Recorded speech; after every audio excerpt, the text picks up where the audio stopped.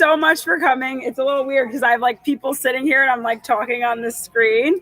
So guys, if you look at the screen, we have Troy, who works for ESPN. We have Joe, who works for facilities at Fordham, and then we have Connie, who also works for Ohio State. She's assistant director of athletic training. So let's give them a round of applause. All right, we have a bunch.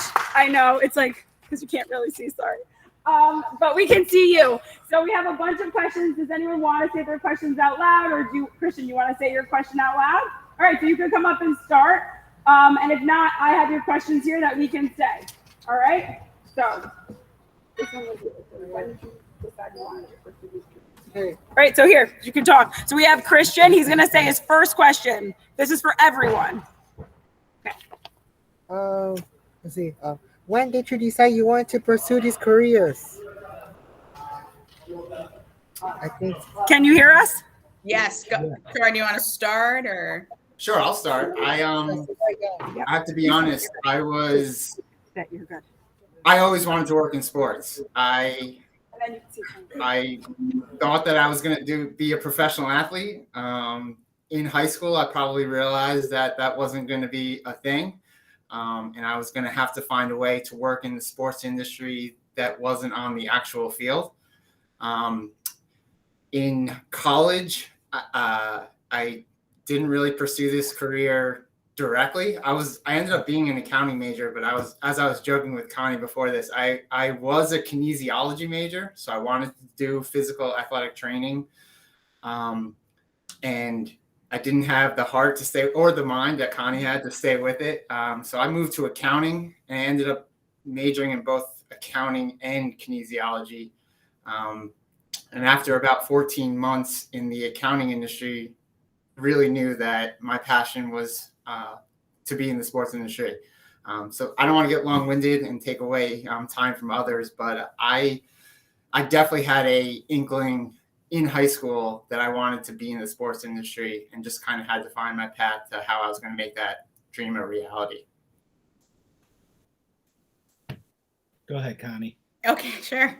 So I actually found athletic training at Austin High School through Mr. Luis Iglesias. He was the best athletic trainer, and I played all different sports in high school.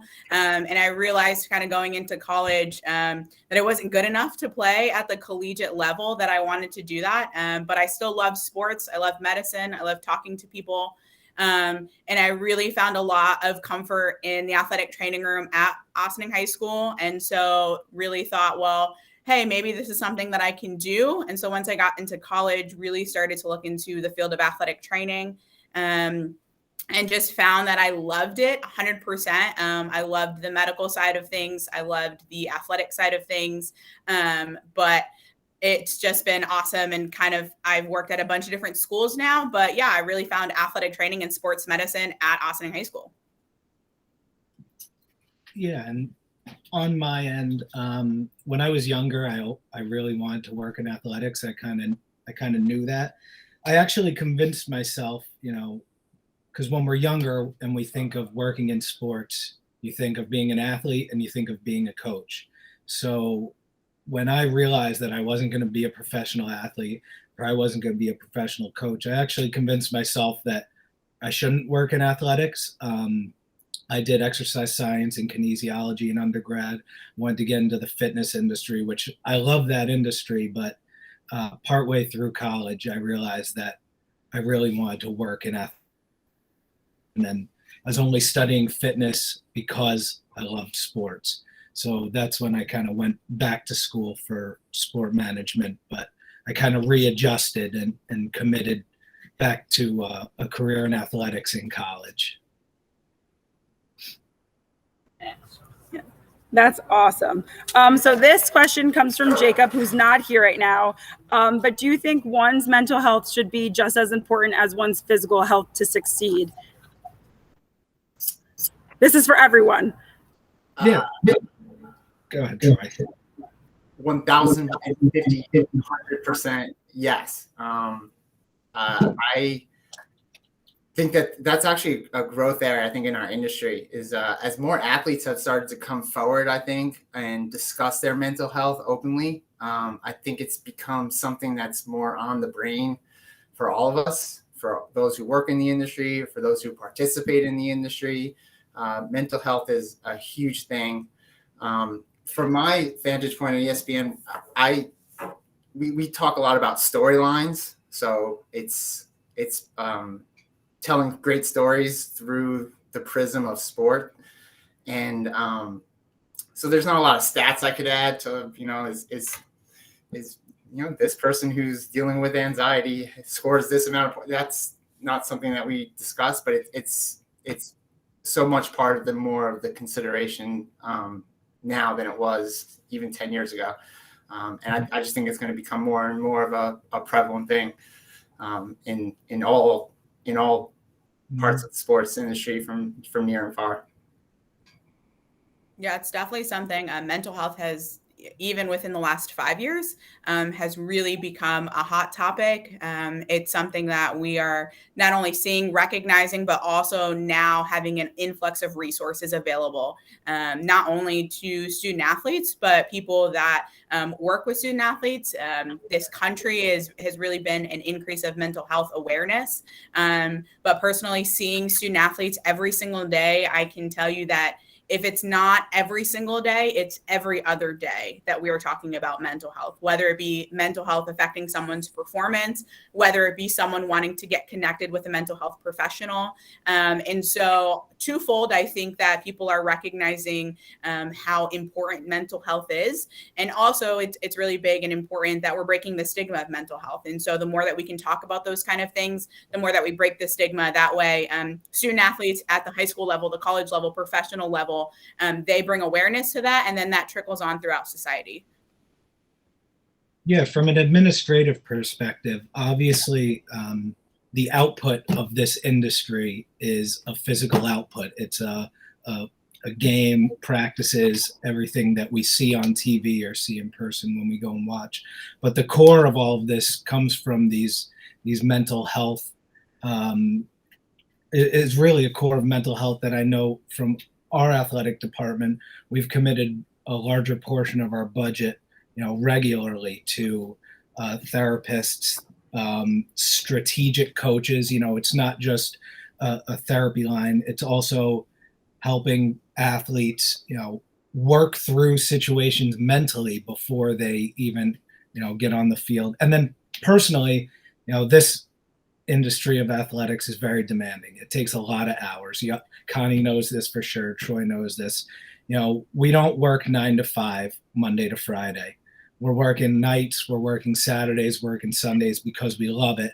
But taking your opportunities from somebody working in the industry to prioritize your mental health and take a couple steps back when you get the opportunity to work on yourself is also very important, to be able to kind of break away at certain points and just focus on yourself every once in a while. So still with the topic of mental health, this question comes from Adrian, because we have a couple of questions on mental health also. Do you think that if an athlete's mental health isn't at their best, should they continue in their sport till the end of the season or take a break? Just based on your professions, what have you seen? Well, I'll say every situation is obviously going to be a little different. You can't really paint a broad stroking brush across a question like that could have so many different avenues you could go down. But I think more important than anything is addressing issues head on, making sure that we are not burying anything and not ignoring anything. From somebody, I'm a sport administrator for 2 sports here, our golf team and our squash team. So I kind of respond to their coach, but also I have a direct line of communication with the players. If they have an issue, they don't feel like going to the coach, but they'll come directly to me. And if they've got an issue that they don't feel comfortable with, the most important thing is just having a direct conversation and understanding the scenario. Like I said, everyone will be a little bit different, but we want to handle every situation as individualized as we possibly can and make sure we're paying enough attention and giving enough support to every situation as we possibly can. Yeah, I think Joe said it perfectly. As an athletic trainer, my job is really to be the filter and the buffer between athletes and coaches, athletes and administrators, athletes and mental health professionals. So every athlete is different, but always what I recommend is to seek help and to talk to someone about it. I've had athletes in all different types of situations, athletes that have had to take a season away because of mental health. I've had athletes that have started working with a mental health professional and have found newfound joy in their sport that has helped them then carry over into life. So really every individual person is different. And so when it comes to mental health and sport, it is really important that your mental health does affect your physical health. So if you're not in the right mental health space, well, hey, we know through research that that leads to an increase in injuries. And so the first thing is really addressing your mental health and talking to someone, whether it be a coach, a parent, and then them leading you to a mental health professional. And then that together through a comprehensive approach, really making the best decision because it is individualized. Not much I can add to those great replies. The only I'll say is I find that, as Connie was saying a couple of years ago, this conversation with mental health didn't really exist. It just wasn't talked about. And as that changes, which it will now and into the future, I think it's a good thing for everybody. It's a good thing for coaches. It's a good thing for the industry. It's a good thing for players. It's a good thing for the people who are covering these sports. It's a good thing for people who are working inside the industry. It's good for everybody. Yeah, thank you. These are all like great questions, great answers also. And how do you all deal with your stress? Because we know it's not all great all the time, but how are you guys dealing with your stress and your mental health in the high end situations? So I think it's important to try and, like I said, have your outlets where you get away and where you kind of taking some time to yourself. Personally, I think that fitness, exercise, things outside are the best ways. That's the easy answer. The frustrating answer is that I love to play golf personally, and then I'll forget about everything else because I'm just trying to count how many strokes I'm trying to take. But regardless of the output that you choose, I think it's just important to have something. You can't be engaged 100% all the time. Imagine if as a student you go home and you're studying for 12 hours after school, you go to bed, wake up, go back to school, you get burnt out. So you got to take your opportunities when you can, regardless of what your outlet is.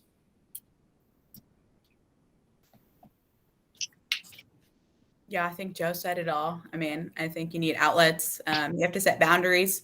And again, set boundaries. Try to set them early, right? When you're in high school and then as you go to college. And then, obviously working in athletics, the boundaries sometimes get a little blurred. Personally, I travel with my basketball team. So when we're on the road, I can't say, hey, I'm taking, time for myself because that's my job. And my job is to make sure that they're prepared to then go out and perform. So just making sure that when you do have time for yourself, that you actually take that time and really set those boundaries when you can. Kind of said it great. We call them recharge days here at Disney/ESPN. We work a lot on deadlines, work a lot with high stress environment, people wanting things in a quick amount of time, just like athletes do. And there's a lot of pressure to perform and be at your best. So it's important to take those days out of the year and recharge your batteries and do something you love. Get onto the golf course, read, work out. It's all really important. This question is for Connie. Right. So how is it, this is from Vinny. So how is it being an athletic trainer at such a respected and high division school? Yes, as I like to tell Mr. Jaffis, the best Big Ten school in the country. Um, no, I mean, kind of a combination of everything that we've kind of talked about before. Athletics at any level requires a lot of attention to detail, a lot of energy, a lot of demand. But I think the best part is I think I have the best job in the world. I love athletic training. I love working with my athletes. I think that I have the coolest job in that I get to work with athletes and coaches and at all different kinds of people, administrative level. But again, with that comes, as you work your way up in any industry, comes an added level of stress. But again, if you love what you do, then every day is not going to be easy, but in the long run, it makes it worth it. So I love working at Ohio State. I love the athletes here. They really trust me, and hopefully I get to be here for a long time because it's a great institution. Awesome. This question is for Troy. How did your thoughts shift when considering starting a new career path? This is from Samantha. Great question. It was, so I promised myself I wouldn't quote any coaches, but I'm going to break my own rule. If I'm assuming I'm talking to a lot of sports fans, and we're all familiar with John Wooden, used to coach UCLA basketball back in the 70s, won 10 national championships. He has a great quote that if you fail to prepare, you're preparing to fail. So I always, if you have a plan, it's good to plan. It's good to think about what's going on in the future and know what's going ahead and consider everything going ahead. But I'd also say that it's really important to be adaptable to the plans. Making plans are great. Blueprinting life is a good thing to do. But plans change. And I think over the last 2 years, I think we've all learned to be adaptable to plans, and staying nimble and the importance of that.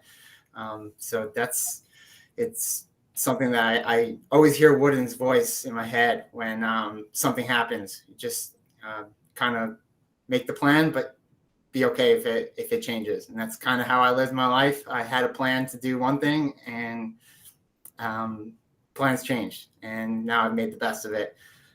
So I encourage others to don't be so strict and rigid to the plan that you make. Be able to adapt and go to something else if the situation arises. So this question is for Joe, and it's from AJ. Would you say the relationships you have made early in your career are a key contributor to where you are now? If so, why? Yeah, they're the only reason that I am here now. So when I went to grad school, I did an internship here at Fordham under Steve, who's now at that point, he was our athletic facilities manager. Now he's our senior associate AD for facilities and events. But I interned under him, and it was a great experience. I was working at Club Fit at the time, and he got a promotion. This job, the job that I came in on, was open, and I actually didn't even get the job. I was kind of devastated, but kept a good relationship with him even through not getting the job. So my big lesson that I like to preach at these things is make sure, even if the situation sucks and it doesn't work out the best for you, do not burn your bridges, because everybody knows everybody in the athletics world, especially the college athletics world. So I still was gracious of the opportunity when I applied. A couple of years later, an equipment job opened up, and he thought of me first because of how I treated him through that process. They hired somebody who was better at that point anyways, but helped me get my foot in the door there and just work my way up the chain, just to grind. But it all stemmed from maintaining positive relationships with the people that I was close with early on here.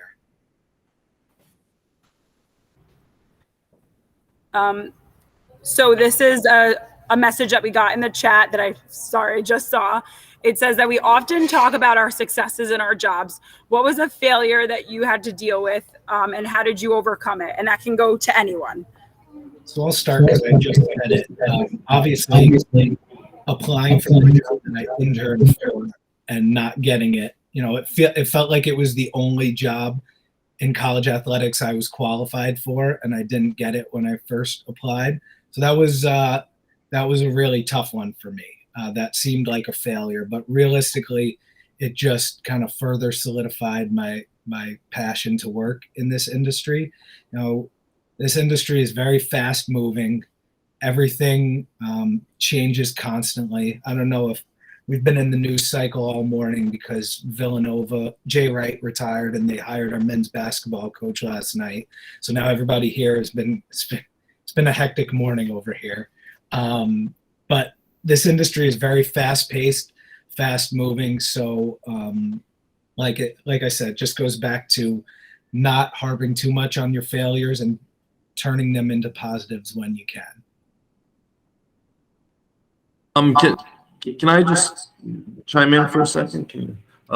Connie, was it a failure not to go to Michigan State and you going to Ohio State instead? I think I made the better choice. I'm just kidding around. I'm so know. freaking proud of you.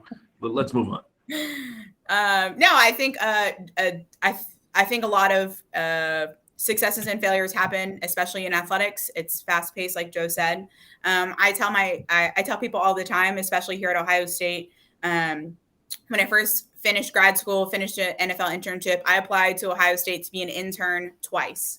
My first time, didn't even get a reference call. That's when I took the job at University of Cincinnati, worked there for a few years, and then applied again to be an intern at Ohio State. Again, didn't even get an interview. Went on to work at the United States Military Academy, West Point. And after West Point, now I got my current position working as a full-time athletic trainer here at Ohio State. And now I'm actually in charge of hiring other interns. And so I think it's just like you take your failures as they come and you learn from them.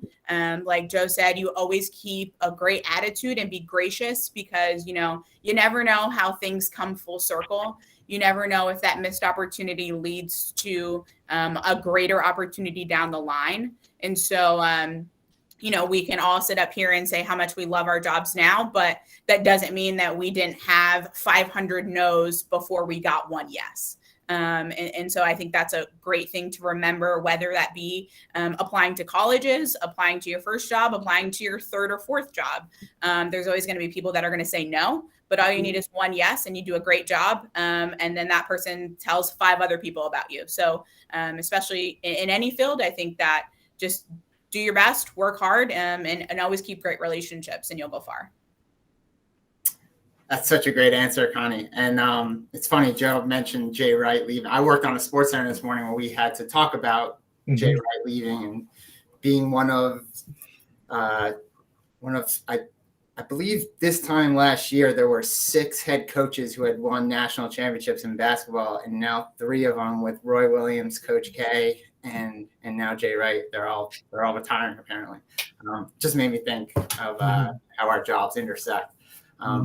Connie spoke to something that really hit on something for me. I've been told I applied to ESPN like 4 or 5 times. I think it was 5 times before I actually got an interview. So I've been told a lot no. The belief in yourself is something that's really important, I think. And I don't.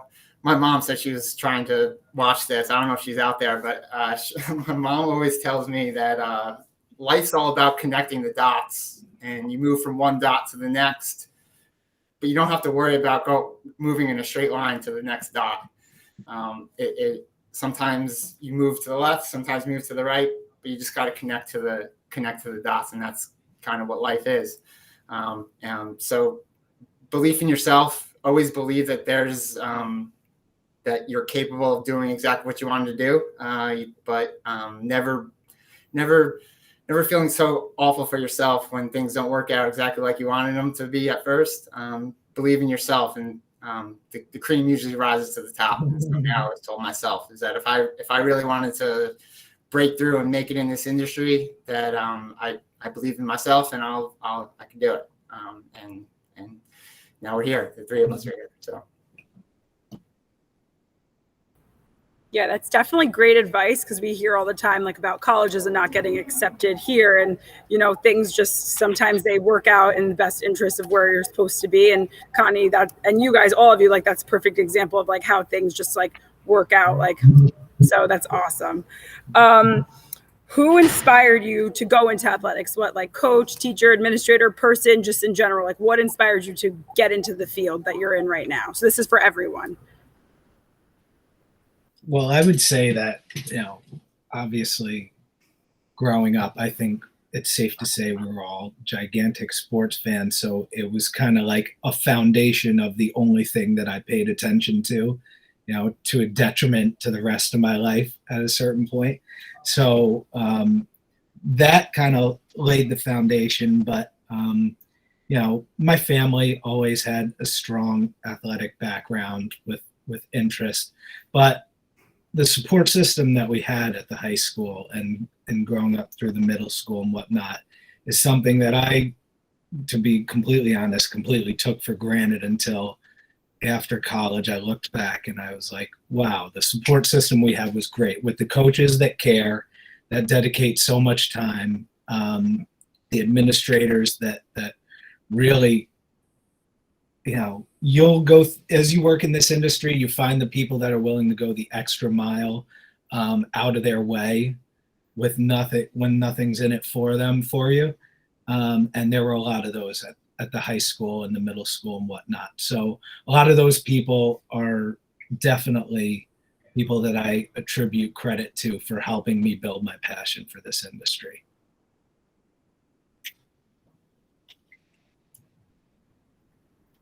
Go ahead, Connie. I'm stalling because I'm trying to come up with an answer. Yeah, I mean, I said it before. He's watching. Luis, I can never say thank you enough. The people at Ossining High School that encouraged me. You don't realize what great resources that we have, the ability to have. There was like a human anatomy class in high school and science research, and the ability to kind of really go into things that are outside of your traditional subject matter. Even classes like SUNY Race, right, where you're just engaging in communication with other people that think differently than you are. Really, high school kind of set the foundation to be like, okay, now I can do all of these great things. And all of the teachers at Ossining, in general, specifically my science teachers, really just did a great job. And even just to have full circle moment really just kind of propelled me to really go into athletics and not only just to go into athletics, but like be the best that I could in athletics. And that it's not like some crazy idea. I think it was really awesome. Just like the building of confidence to help me do whatever I wanted to do. The teachers and mentors in Austin, I know we're laughing now, but they really had such an impact on my life. And it's funny, I'm looking at Joe now. I'm just remembering I was the captain of Joe's hockey team when he was I think your freshman year, right? Yep. I was always inspired by my teammates. And I loved being on teams, whether we all think of teammates as actually playing a sport on a team. But I always consider teammates to be maybe your classmates, your friends, your family. I always use that teammates kind of mantra. And I was always inspired by my own teammates. That motivated me to bring the best out of myself, to encourage others to bring out the best of them. I was always motivated by the people around me when I played sports, and now it's my colleagues. And I'll just share I hope I don't go too much, but when I was younger, and I'm going to show my age too, I loved Mark Messier. That was my hero. I had his poster on my wall. And the last 3 months, as Mess has now been hired by ESPN, I get to work with Mess once a week, and it's a weird experience. It's fun looking at your idol that you used to grow up watching and idolizing, and now you get to work with them. And now he's a teammate of mine, and now he's one who makes me want to bring the best out of myself and the best out of him, and provide him with the best content. So that's how I think I would answer that. I'm always uplifted by my teammates. And of course, the great teachers at AMG and OHS, of course.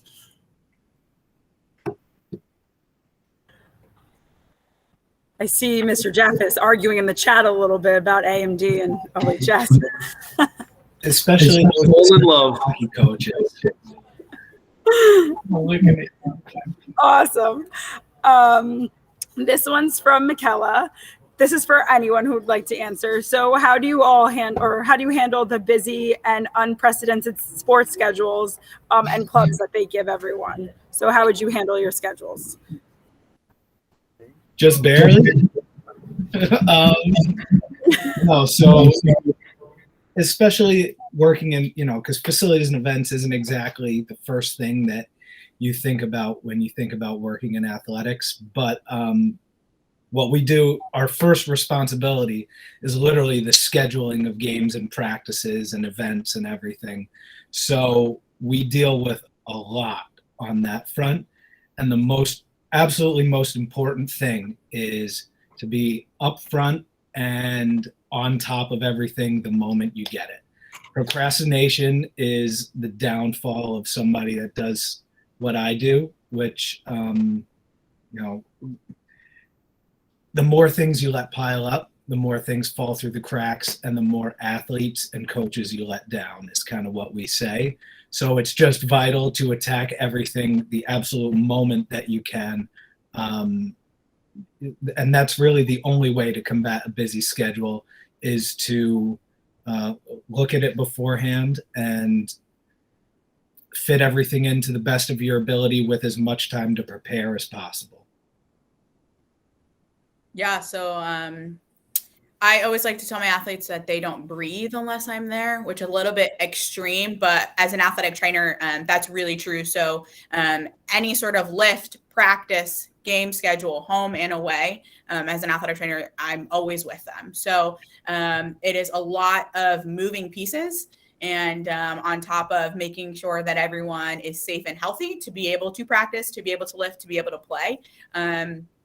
But again, I think just reiterating what Joe said, like in any kind of crazy busy schedule, procrastination is your downfall. Also, just time management. And that's something that really you learn very young, wherever you guys are at, middle school, high school, right? All of the classes that you have to go to, the homework, the games, the practices, the work schedule that you have to do, really starting to learn and perfect what works best for you now is going to really carry over into all of the craziness that you have in college and in career. And that's definitely something that I learned. I have to write everything down. That's how I kind of keep track of it, but that works best for me. It doesn't work best for everybody. So just really figuring out what works best for you is definitely how you kind of handle all the madness that is athletics, but also knowing that anything can change at a moment's notice and just being able to be flexible and adaptable.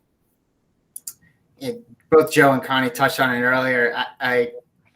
We all have a passion for what we do, right? Like I love sports and I love storytelling, and Connie loves helping people, and Joe loves helping people as well. Like we all have a passion for what we do, and with that comes sacrifices, right? I miss some holidays. I don't get to every third birthday party for my niece and nephew, and it's tough. But the sacrifices you make, you just have to remember that you're passionate about your job. You care a lot. And that kind of solves the whole difficulty of the scheduling and how busy we are and how it seems like it never ends. But the reality is we get to work in sports. It's so cool. And I always kind of try to remind myself when it seems like I'm busy and it seems like it's the 7th game of a playoff series and how much longer can we do? It's never work if you love what you do. And that's kind of always what I've tried to tell myself.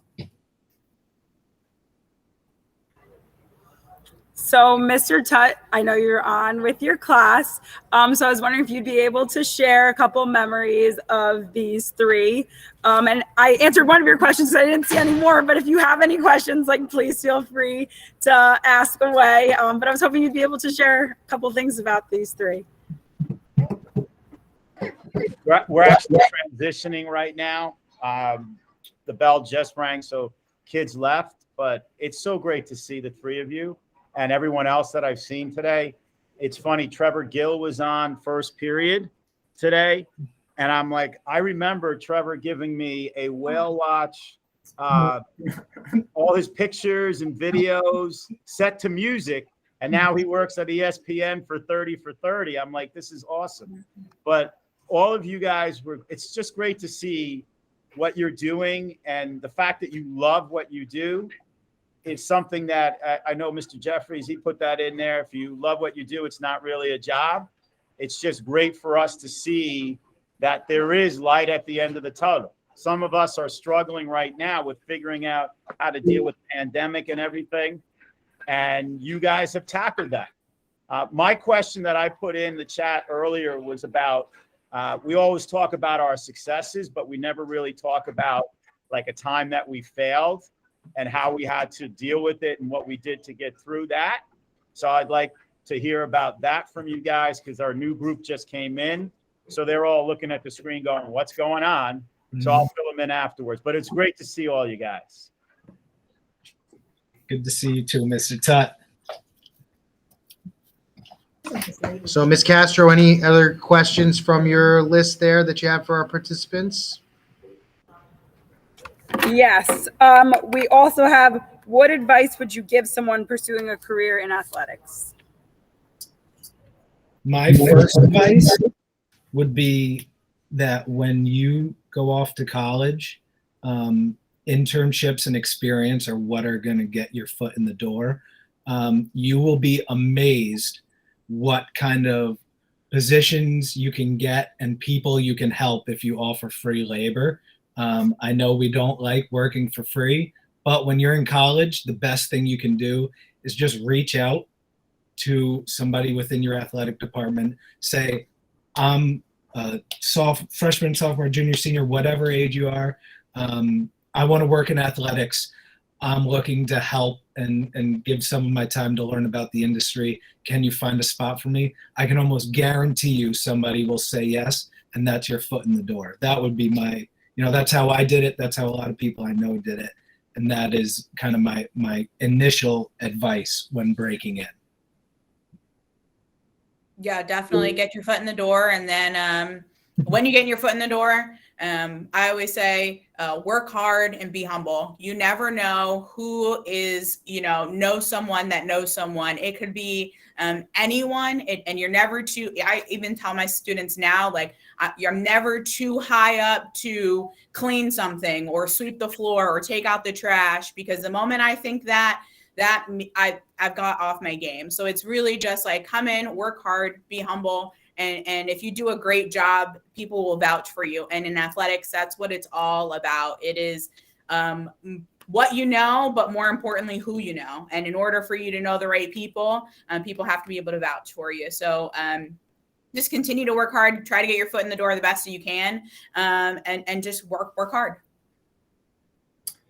I'll be really quick because I know we're wrapping up soon, but doors are meant to be open, not closed. I can't stress that enough. I've said yes so many times to free work and to just be a sponge when people were doing things that I knew I wanted to work in. And that really helped my career, is always opening doors, never closing them, always being around. I'll just give you guys a quick example.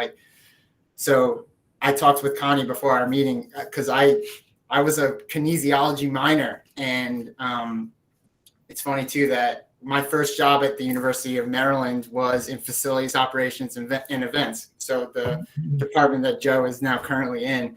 And now I work at ESPN as a researcher. So the sports industry is huge. You don't really know where you're going to land in this huge galaxy, but if you keep saying yes to things, you'll find your way in here.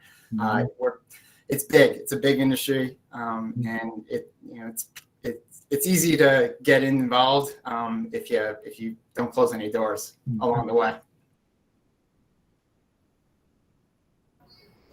thank you so much for being, I know the bell just rang, but thank you so much for being our guest speakers today in our PE class and obviously all over and talking about sports. I know where everyone's waving to the screen. Bye, Joseph. Bye, Bye, Troy. Brittany. Thanks so much, Hi, Joe. friends. Thanks, Connie. Thanks, Troy. Thank you so much. Best of luck in everything that you guys continue to do. And we appreciate everything that you guys are doing already. And thanks for coming. So we hope to see you again soon. And thanks for being Ossining alum. You guys are awesome. Thanks for having us. Thanks, guys. Guys. Jefferson Yondler, thank you for setting it up. It gets better every year, and I love being a part of it. So thank Thanks, you. Connie. Thanks for coming. Thanks, You, Joe. you get better every year, Connie. Well, you know. Thanks, Mr. Todd, for popping in. Bye, guys. Great I'll seeing show you. up Thank you every very year. much. I'll just Good luck with answer later and everything. later every year. Thank you. All right, we got. Jim was gonna say his piece. I know, Jim. Hi, Joe. Hi, guys. I said I'll show up every year. I'll just answer an RSVP. You don't later. have a choice, Joe. Yeah. And not fill out the bio. Yeah, I did do the bio yesterday. Yeah, I heard. It's all good. You got it done. We're all right. You did good, friends. Also, Maybe thank I'm you, right. Miss Bacon, who was Miss Daly as my English teacher in AMD. I You remember were that. before I was married. It's so nice to see. I know. I just want to say I remember. All right, guys. Hi, I guys. gotta Bye, Thank guys. you. Thanks, Joe. Thanks, Connie. Thanks, guys.